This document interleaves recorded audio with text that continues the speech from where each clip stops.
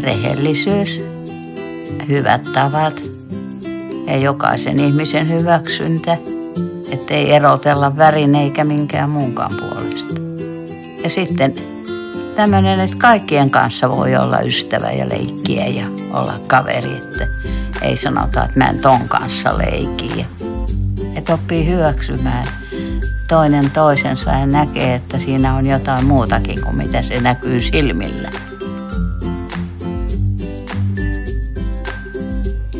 Mä haluaisin oppia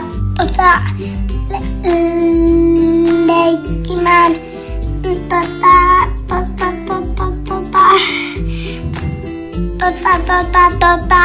siis oikein hyvin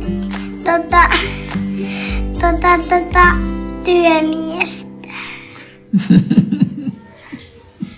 Mä aina oon niissä leikeissä kuningas.